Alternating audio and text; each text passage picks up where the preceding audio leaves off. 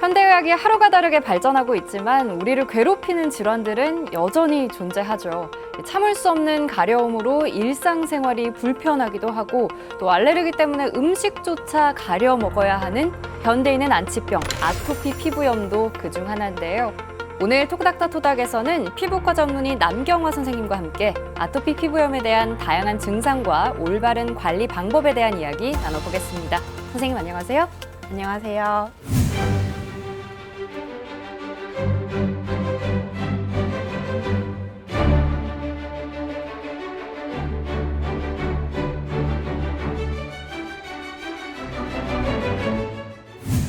이 아토피 질환의 가장 큰 고통은 아무리 긁어도 해결되지 않는 가려움일 텐데요.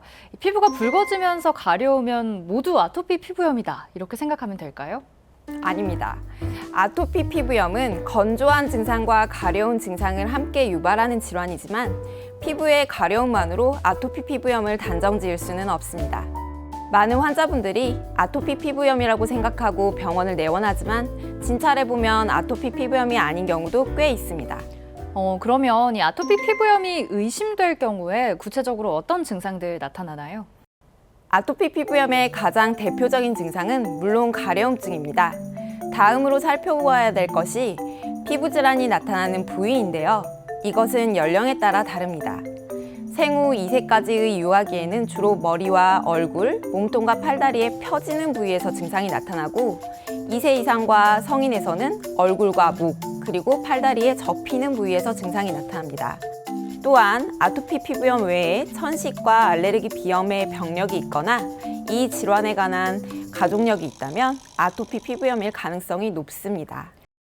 선생님께서는 이 아토피 피부염 환자들을 굉장히 많이 보실 텐데 심할 경우 어떤 수준의 고통까지 호소하시는지요, 환자분들이? 아토피 피부염 환자분들은 일단 조절되지 않은 가려움증 때문에 삶의 질이 많이 저하됩니다. 가려움증 때문에 밤에 잠을 못 자는 분들도 많이 있으시고 이러한 증상들이 지속되다 보면은 피부에 색소 침착이나 태선화를 남기기 때문에 대인관계에 어려움을 겪고 그래서 다니시던 직장이나 학교를 잠깐 쉬시는 경우도 있습니다.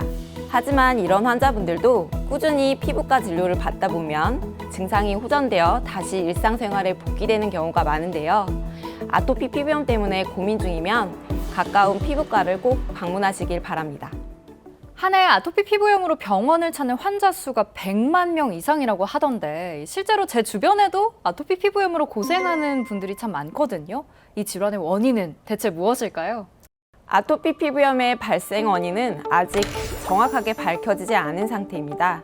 증상도 피부 건조증, 습진 등으로 다양하게 나타나기 때문에 발병 원인을 어느 한 가지로만 설명할 수는 없는데요. 환경적인 요인과 유전학적 요인, 알레르기 및 면역학적 요인 등이 주요 원인으로 여겨지고 있습니다. 또한 요즘 실내에서 애완동물을 많이 키우시는데요. 이것도 아토피 피부 질환을 악화시키는 원인이 됩니다. 이 환경적 요인이나 면역학적 요인은 쉽게 이해가 되는데 아토피도 유전이 될 수 있군요. 네, 아토피 피부염은 유전적인 경향이 있는 질환입니다. 아토피 피부염 환자의 70에서 80%는 아토피 질환인 천식과 알레르기 비염 또는 아토피 피부염의 가족력이 있는 것으로 알려져 있습니다.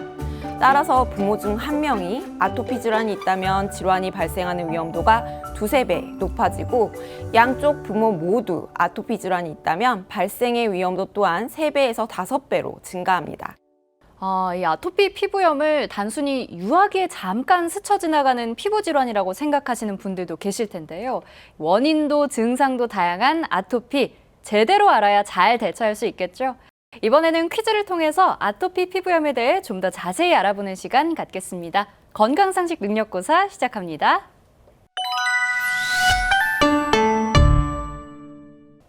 네, 선생님 첫 번째 문제 주시죠. 네, 첫 번째 문제입니다. 아토피 피부염이 있는 환자분들은 식품 알레르기에 대해 관심이 많으실 텐데요. 문제 드리겠습니다. 아토피 피부염이 있다면 육류보다 채소가 좋다. 그렇다고 생각되면 O, 아니라면 X를 선택해 주시면 됩니다. 단백질이 알레르기를 유발한다고 제가 알고 있거든요. 그래서 아토피 질환 있으면 왜 우유 같은 유제품 가려 먹기도 하잖아요. 그래서 저의 답은 O, 아토피 피부염에는 육류보다는 아무래도 채소가 좋지 않을까 하겠습니다. 네, 아쉽게도 틀리셨습니다. 아토피 피부염에 대해서 잘못 알고 있는 가장 큰 오해 중 하나가 육류 섭취가 아토피 피부염에 나쁘다라는 생각입니다. 아토피 피부 질환 때문에 채식만 하시는 분들이 계시는데 실제로 육류는 아토피 피부염에서 발생 빈도가 높은 알레르기 물질이 아닙니다. 특히 성장기의 어린이는 성장뿐 아니라 아토피 피부염으로 인해 손상된 피부의 재생을 위해서라도 육류의 섭취는 반드시 필요합니다. 그런데 선생님, 이 아토피 피부염 때문에 아이한테 우유나 계란 최대한 안 먹이는 분들도 계시잖아요. 먹여도 괜찮은가요? 아이가 아토피 피부염이 있다고 무조건 우유나 계란을 먹지 않거나 아토피의 원인으로 생각되는 모든 음식의 섭취를 금지하는 것은 바람직하지 않습니다. 오히려 아토피 피부염이 걱정되어 우유와 계란을 먹지 않으면 영양결핍이나 발육장애 같은 심각한 문제를 낳을 수 있습니다.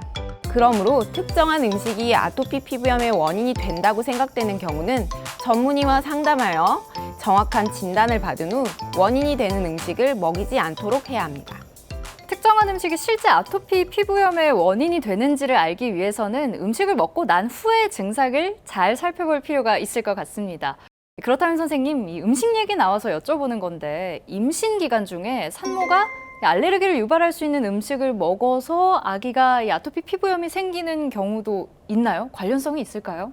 임신 중에 알레르기를 유발하는 음식을 먹어서 아기가 아토피 피부염이 생긴 것으로 생각하고 죄책감을 가지는 산모들이 덜어 있는데 임신 중에 먹는 음식과 아기의 아토피 피부염과의 연관성은 아직 확실하지 않습니다. 대표적인 오해였네요. 그럼 바로 이어서 다음 문제 주시죠. 두 번째 문제입니다. 아토피 피부염 환자가 목욕을 매일 하면 증상이 악화된다. 그렇다면 O 아니면 X, 정답은 무엇일까요? 이 문제 역시 정말 오해하기 쉬운 문제지만 정답을 제가 확실히 잘 알고 있습니다. 정답은 X, 매일 목욕을 해도 증상이 악화되지 않는다. 맞죠, 선생님? 네, 맞습니다. 아주 잘 맞추셨습니다. 올바른 방법의 목욕은 피부에 수분을 공급하고 아토피 피부염의 증상을 완화하는 매우 좋은 방법입니다. 또한 목욕은 피부의 세균과 땀을 제거해 주어 바르는 약의 흡수를 도와줍니다. 목욕만 잘해도 증상이 많이 호전된다고 들었는데 그만큼 목욕 방법도 중요하다는 거겠죠? 아토피 피부염 증상 완화에 도움을 주는 올바른 목욕 방법도 말씀해 주신다면요? 목욕은 미지근한 물로 하되 20분 이내가 좋습니다. 샤워보다는 미지근한 물에 가볍게 몸을 담그는 목욕이 좋은데 그 이유는 목욕하는 동안 수분이 피부에 스며들어 촉촉한 피부를 유지하는 데 도움이 되기 때문입니다. 또한 비누는 2, 3일에 한 번 정도 사용하면 되는데 자극이 적은 약산성 비누가 좋습니다. 마지막으로 목욕 후 3분 이내에 보습제를 바르는데 보습제는 하루에 2회 이상 발라주면 좋습니다. 선생님, 바르는 보습제도 왜 수분이나 유분 함량에 따라서 종류가 굉장히 여러 가지잖아요. 어떤 게 좋은가요? 보습제는 수분 함량에 따라 로션, 크림, 연고로 나뉩니다. 유분 함량이 높은 연고가 보습 기능이 가장 뛰어나지만 끈적임 때문에 바르기 어렵다면 쉽게 바를 수 있는 크림이나 로션을 규칙적으로 바르는 것도 좋습니다. 보습제는 피부에 수분을 공급할 뿐 아니라 피부 장벽의 기능을 회복시키는 역할을 하여 증상을 호전시키므로 국소 스테로이드 사용량을 줄이는 역할도 합니다. 네, 지금까지 아토피 피부염에 관한 유익한 정보들을 퀴즈를 통해 알아보는 건강상식 능력고사였습니다.